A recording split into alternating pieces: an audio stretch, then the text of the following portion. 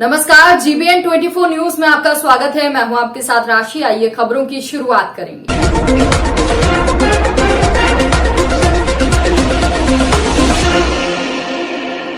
Ukraine में फंसे छात्रों के परिजन को प्रशासन लगातार ठाठस बनाए हुए है। कन्नौज के इंदरगढ़ के एक छात्र और एक छात्रा 3 दिन से रोमानिया बॉर्डर पर फंसे हैं। छात्रा के परिजनों ने इसकी जानकारी जिला प्रशासन को दी, जिसके बाद उन्हें रोमानिया में एंट्री दिलाई गई। फंसे बच्चों का हाल बताने के लिए कन्नौज के प्रशासनिक अफसर परिजनों से संपर्क बनाए हुए हैं। कन्नौज के इंदरगढ़ कस्बे में रहने वाली चांदनी भारती 4 साल से यूक्रेन में रहकर MBBS की पढ़ाई कर रही थी। उनकी बहन शिल्पी भारती कन्नौज में भाजपा नेता और जिला पंचायत सदस्य हैं। क्षेत्र का एक युवक भी यूक्रेन में डॉक्टरी पढ़ रहा है। युद्ध शुरू हुआ तो दोनों विनिष्ठा में फंस गए। शिल्पा का कहना है कि पोलैंड बॉर्डर पर कई दिनों तक फंसे रहने के बाद एंट्री नहीं मिली तो किसी तरह दोनों कई किलोमीटर का सफर पैदल तय कर रोमानिया बॉर्डर पर पहुंचे। यहां 3 दिन से फंसे थे। जब दोनों को रोमानिया में नहीं जाने दिया गया तो चांदनी ने भाजपा नेत्री बहन से बताया। शिल्पी ने अफसरों और पार्टी नेताओं से बात कर दोनों को रोमानिया में एंट्री दिलवाई। इसकी जानकारी खुद शिल्पी के घर पहुंची और जल्द ही दोनों के घर लौटने की यहां पर SDM ने बात कही और बिछड़ों के आने की जानकारी मिलते ही दोनों परिवारों की खुशी का ठिकाना नहीं है। मैं शिल्पी भारती, मेरी सिस्टर चांदनी भारती, ग्राम लेलेपुर, पोस्ट भगवनपुर, इंदरगढ़, कन्नौज। मेरी सिस्टर यूक्रेन में MBBS के लिए गई थी, उसका 4th ईयर था। तो हम सबको पता है कि वहाँ पर हमला हो रहा है, रूस ने हमला कर दिया है। तो वहाँ पर हमारी सिस्टर के कई छात्रा उसके साथ फंसे हुए थे। तो सरकार के द्वारा मदद मिली है। पोलैंड बॉर्डर के बाद रोमानिया बॉर्डर पहुंचकर तो वहाँ पर सरकार ने मदद की है। तो आज वो फ्लाइट सरकार द्वारा पहुंच गई है। वो सुरक्षित हमारे घर आने वाली है, ग्राम लेलेपुर। और SDM साहब भी हमारे घर पे आए हुए हैं। कई बार उन्होंने हमारी बहन के हालचाल लिए और हमारी हालचाल लिए, पूछा कि आपकी बहन कैसी है, क्या है। सरकार द्वारा जो भी SDM साहब के द्वारा हो सका उन्होंने मेरी पूरी मदद की है और मैं सरकार का बहुत बहुत धन्यवाद करती हूँ। आदरणीय SDM साहब जी का बहुत बहुत धन्यवाद करती हूँ। जनपद कन्नौज के जितने भी नेतागण थे उन्होंने हमारी बहन के बारे में पूछा। मैं आप सभी का बहुत बहुत धन्यवाद करती हूँ। मेरा भाई का नाम हर्षित है।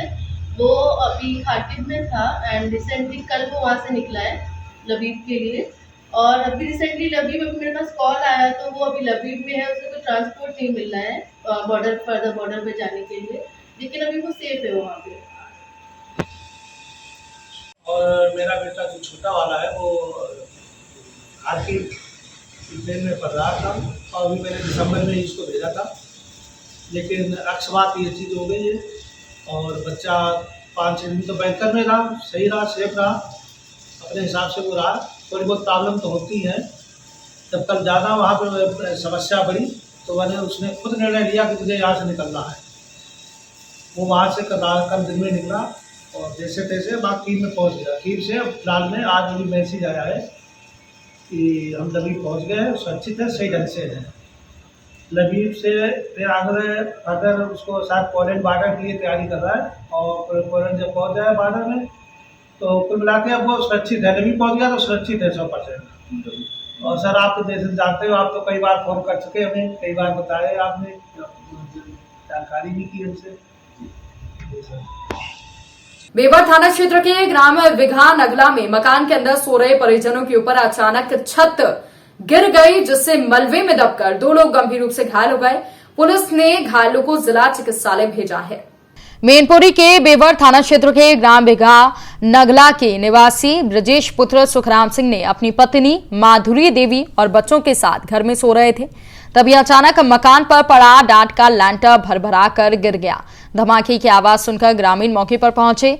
सूचना पाकर थाना प्रभारी सुरेश चंद्र शर्मा पुलिस बल के साथ मौके पर पहुंचे। आनन फानन में पति पत्नी और बच्चों को मलबे से बाहर निकाला। सभी घायलों को जिला अस्पताल में भर्ती कराया गया है।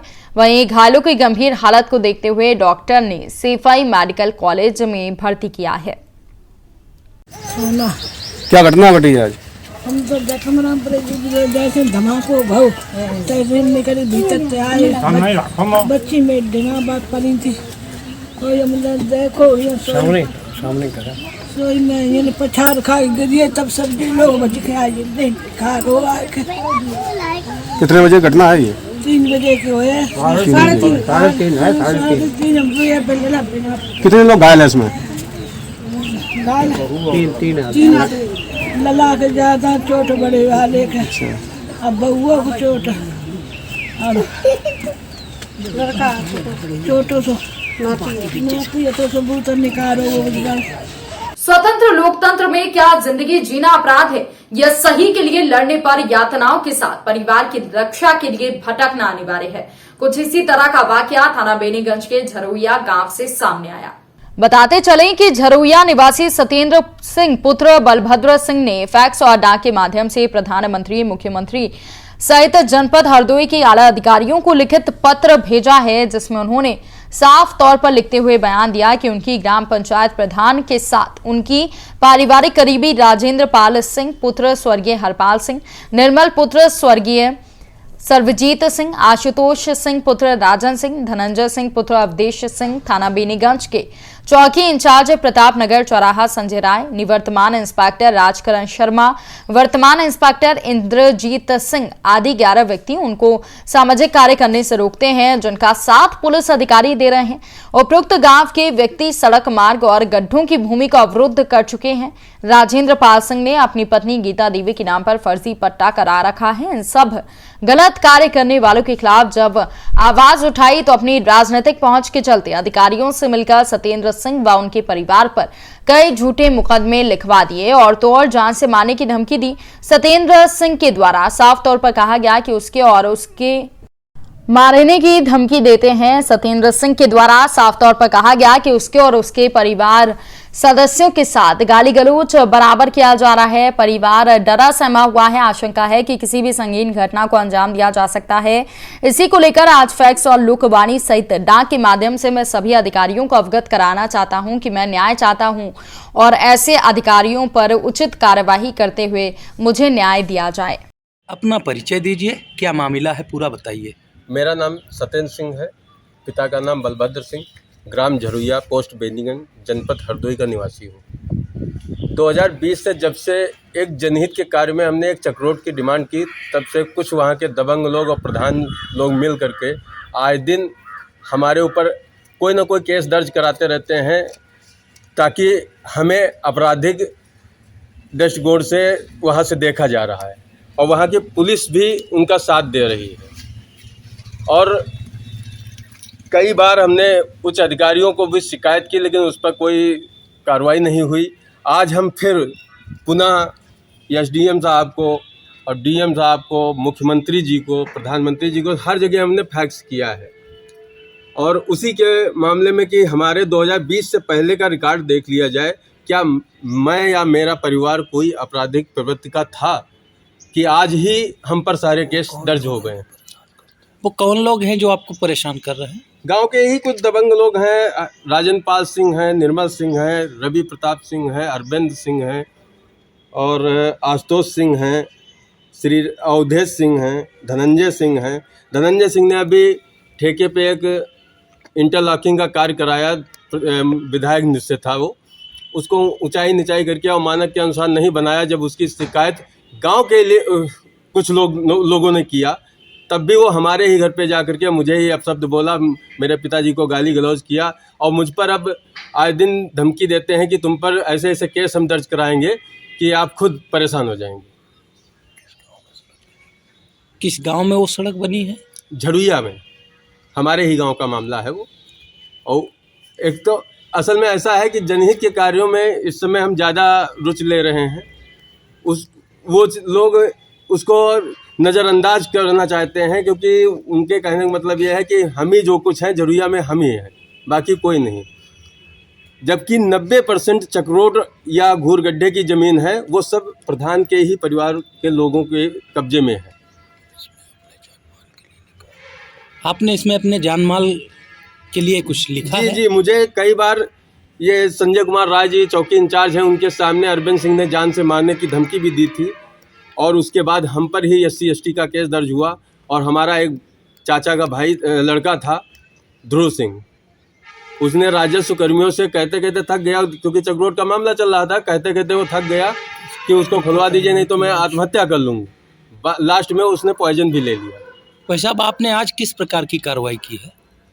बस हम न्याय की गुहार किए हैं कि हमें न्याय मिले। हम पर जो हरदोई कस्बा स्थित श्री नरपत सिंह इंटर कॉलेज के कार्यवाहक प्रधानाचार्य विमलेश कुमार ने बताया कि विद्यालय पूर्व प्रधानाचार्य विजय कुमार की कार्यशैली के चलते अव्यवस्थाओं का शिकार हो चुका था।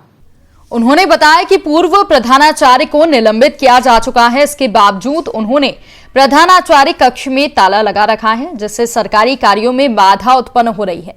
इस बारे में जब बच्चों से बात की गई तो बच्चों ने बताया कि पूरे वर्ष में विजय कुमार ने बहुत कम शिक्षण कार्य किया है। कक्ष में ताला लगाने के विषय में निलंबित पूर्व प्रधानाचार्य से बात की गई तो उन्होंने बताया कि वो मुकदमा जीत चुके हैं, विद्यालय भी जाते हैं।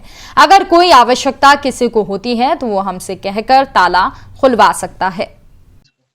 क्या नाम है आपका? अमन पाल। फिजिक्स कौन पढ़ाता था आपके रूम में? विजय कुमार सर पढ़ाते थे, अब नहीं पढ़ाते, 2 दिन मात्र पढ़ाई गई। किस वर्ष में? इसी वर्ष में 2020-21 में। 2022 चल रहा है। हाँ, एक साल में कितने दिन पढ़ाया है? मात्र 2 दिन पढ़ाया गया, सिर्फ 2 चैप्टर, एक चैप्टर पढ़ाया गया, एक लिखवाया चैप्टर डरवा के, बस उसके बाद नहीं पढ़ाया गया। और प्रताड़ित करते थे किसी तरीके से आप लोगों को? नहीं, वो कुछ नहीं कहते, सिर्फ आते पढ़ाते, 2 दिन से पढ़ाया बस, उसके बाद मतलब पढ़ाते नहीं थे? हाँ। व्यवस्थाएं भी नहीं देखते थे? नहीं, कोई व्यवस्था नहीं? नहीं।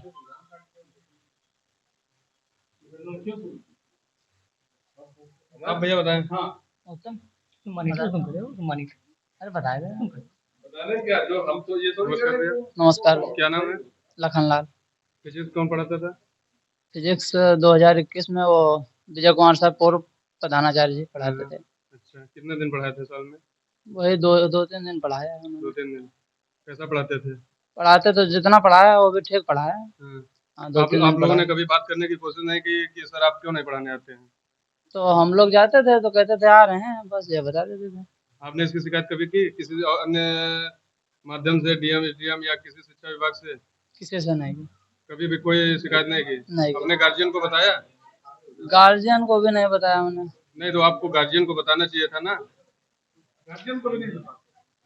नहीं बताया गार्जियन ने। चलो ठीक है।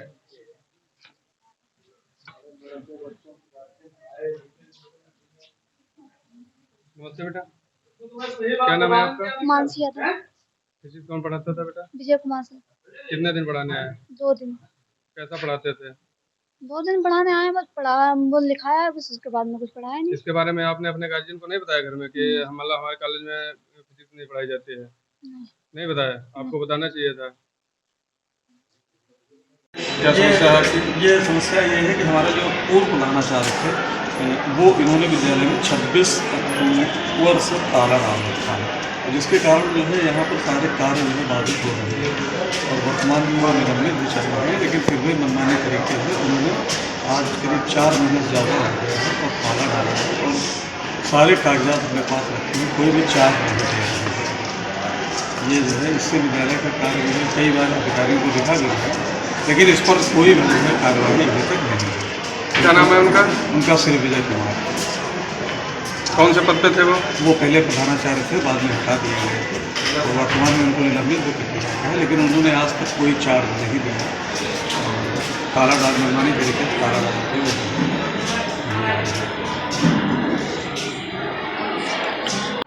जी नमस्कार, आप अपना नाम और समस्या बताएं। विमलेश कुमार मिश्रा, मैं यहाँ नरपत मेडिकल कॉलेज में प्रधानाचार्य हूँ। वर्तमान में मुझे 27 अक्टूबर को प्रधानाचार्य के पद पर जो है गया था और जो पूर्व प्रधानाचार्य विजय कुमार के हटाने पर भी मुझे इसका चार्ज दिया गया था, लेकिन 27 अक्टूबर के बाद आज तक विजय कुमार जी ने मुझे प्रधानाचार्य पद का कोई चार्ज नहीं दिया और न ही प्रधानाचार्य का ऑफिस खोला। और प्रधानाचार्य का ऑफिस बंद होने से हमारे सारे कार्य, हमारे अध्यापकों के कार्य, सब कर्मचारियों के कार्य, क्योंकि सारे कागजात वो भी अपने पास रखे हुए हैं और मनमाने तरीके से वो उसमें ताला उन्होंने डाला। ठीक। इस बुलेटिन में फिलहाल के लिए इतना ही। अपडेट्स के लिए आप बने रहिए हमारे साथ। नमस्कार।